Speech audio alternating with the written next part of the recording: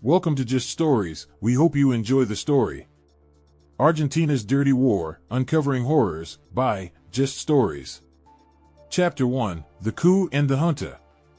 In the early hours of March 24, 1976, the Argentine military staged a coup against the government of Isabel Perón, wife of former President Juan Perón. The coup was led by General Jorge Rafael Videla and a group of military officers who believed that the country was in chaos and needed to be restored to order. The military had been growing increasingly unhappy with the state of the country under Isabel Perón's government. Inflation was rampant, there was widespread political corruption, and leftist guerrilla groups were launching attacks against government forces. The military believed that the government was incapable of dealing with these problems and that drastic action was needed. The coup was swift and efficient.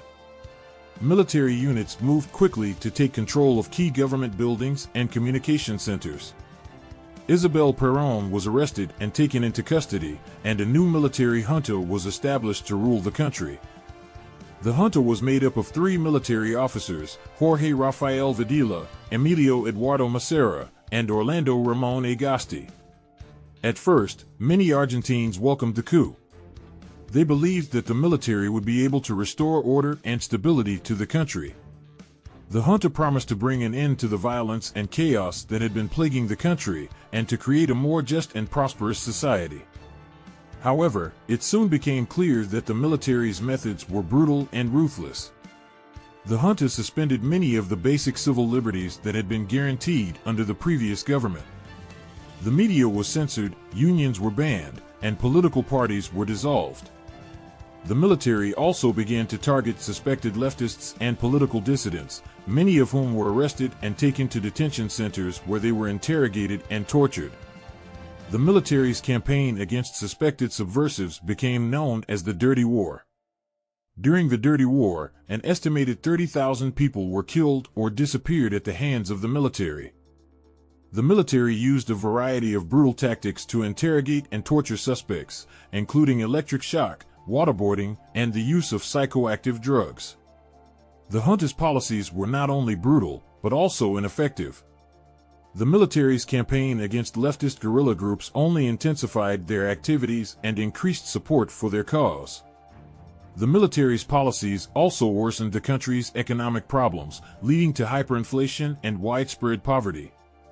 The military junta continued to rule Argentina until 1983, when a series of protests and a deteriorating economy forced them to call for democratic elections. The transition to democracy was not easy, and many of the military leaders responsible for the atrocities of the Dirty War were not held accountable for their actions. Today, Argentina is still grappling with the legacy of the Dirty War. The country has made significant progress in investigating and prosecuting those responsible for the atrocities of the military regime, but the scars of this dark period in the country's history continue to be felt. The coup and the establishment of the military junta were a turning point for Argentina, and their legacy will continue to be felt for generations to come. Chapter 2, The Disappeared. One of the most tragic and brutal aspects of Argentina's Dirty War was the practice of disappearing people.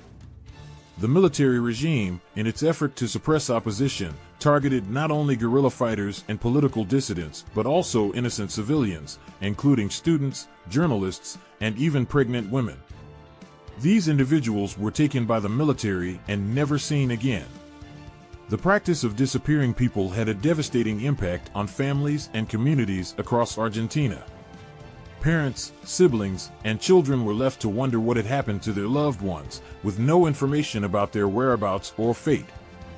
Many families spent years searching for their missing loved ones, hoping against hope that they might be found alive. The disappeared were taken to secret detention centers run by the military, where they were interrogated, tortured, and sometimes killed. Many were held for months or even years, without any access to the outside world or legal representation. Some were eventually released, but many were killed and their bodies never found. The military regime tried to justify its actions by claiming that those who were disappeared were dangerous subversives who posed a threat to the country's security. But the reality was that many of those who were targeted were innocent civilians who had done nothing wrong. The Mothers of the Plaza de Mayo, a group of women who had lost children to the disappearances, became a powerful symbol of the tragedy and injustice of the Dirty War. They gathered in the Plaza de Mayo in Buenos Aires, wearing white headscarves and holding pictures of their missing loved ones. Their peaceful protests were met with violence by the military, but they continued to speak out against the atrocities of the regime. In the years since the end of the military dictatorship, efforts have been made to uncover the truth about the disappeared and to bring those responsible to justice. The Argentine government has created a special unit to investigate the crimes of the Dirty War, and there have been a number of high-profile trials of military officers and officials who were involved in the disappearances.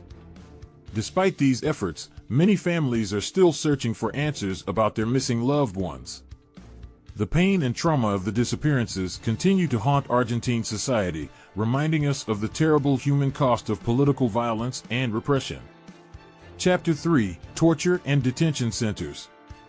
The use of torture was a central aspect of the Argentine military's campaign against suspected subversives during the Dirty War. Detention centers across the country were used to hold those who had been arrested by the military, many of whom were subjected to brutal torture in order to extract information or to force them to confess to crimes they had not committed.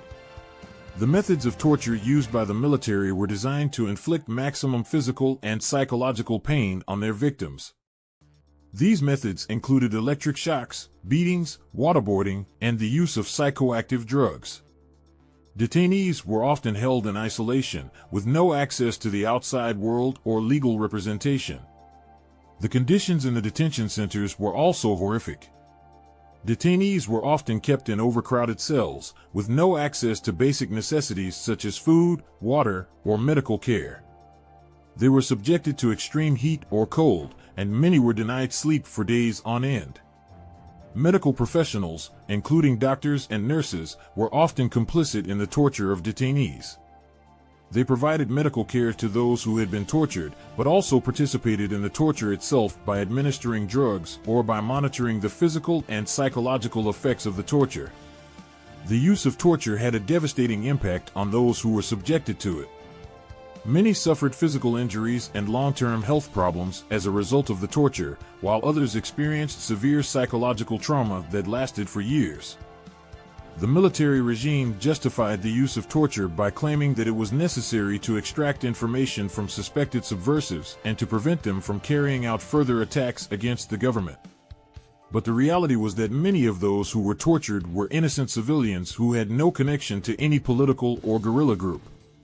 Efforts have been made in recent years to investigate the use of torture during the Dirty War and to bring those responsible to justice. The Argentine government has established a commission to investigate human rights abuses during the military dictatorship, and there have been a number of high-profile trials of military officers and officials who were involved in the use of torture. The legacy of the torture and detention centers of the Dirty War continues to be felt in Argentina today. The survivors of the detention centers and their families continue to speak out about the atrocities that were committed, reminding us of the need to remain vigilant against any form of political violence or repression. Chapter 4: Resistance and Exile. Despite the brutal repression of the military dictatorship, there were many brave individuals and organizations that resisted the regime and fought for justice and human rights. These included groups such as the Mothers of the Plaza de Mayo and other human rights organizations, as well as individuals such as writers, artists, and even soccer stars. The Mothers of the Plaza de Mayo, a group of women who had lost children to the disappearances, became a powerful symbol of resistance to the military regime. They gathered in the Plaza de Mayo in Buenos Aires, wearing white headscarves and holding pictures of their missing loved ones. Their peaceful protests were met with violence by the military, but they continued to speak out against the atrocities of the regime.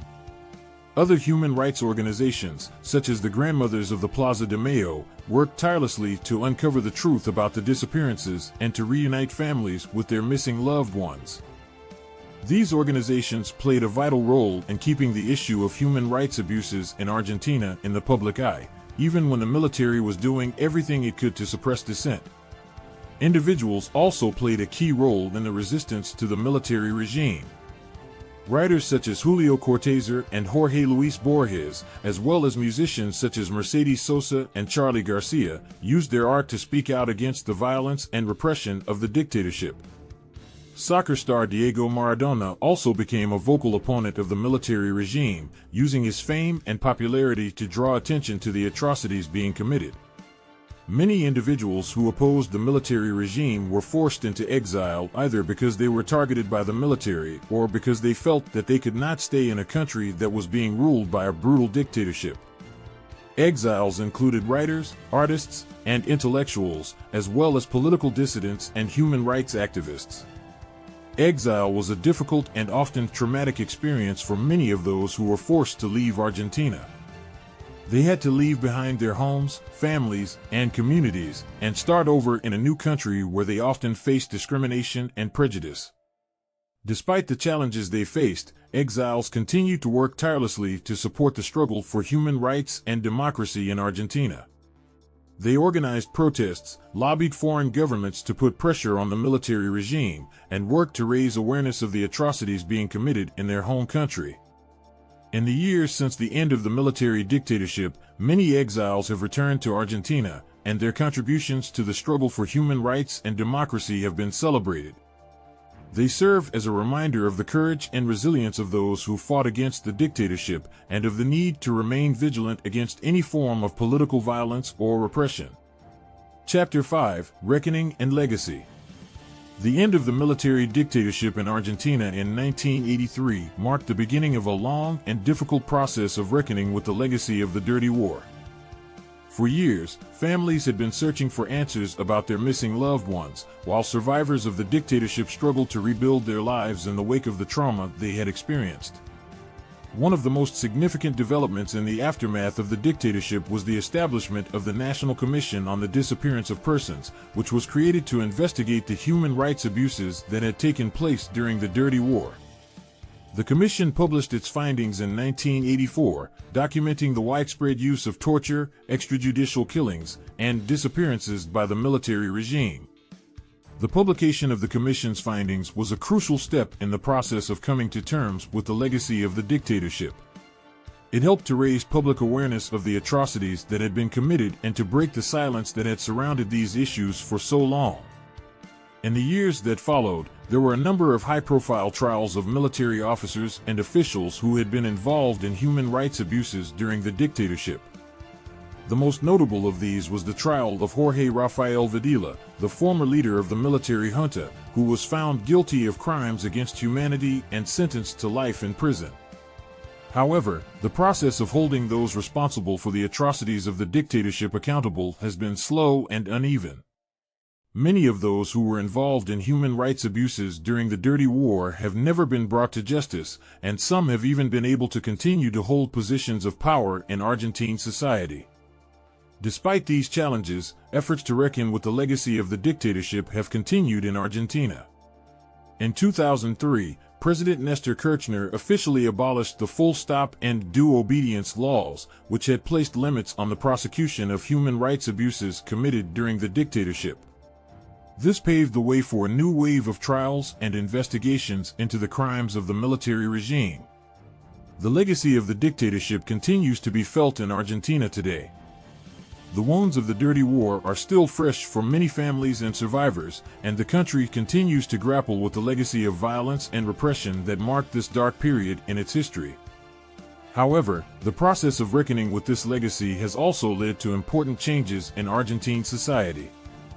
The struggle for human rights and justice has become a central part of the country's political and cultural identity, and many of the organizations and individuals who fought against the dictatorship continue to play important roles in Argentine society today.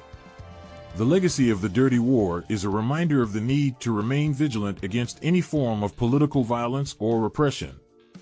It is a testament to the resilience of those who fought for justice and human rights during one of the darkest periods in Argentine history, and a powerful symbol of the ongoing struggle for a more just and democratic society. Thank you for watching our story. Don't forget to like, share, and subscribe, so you don't miss out on our next video.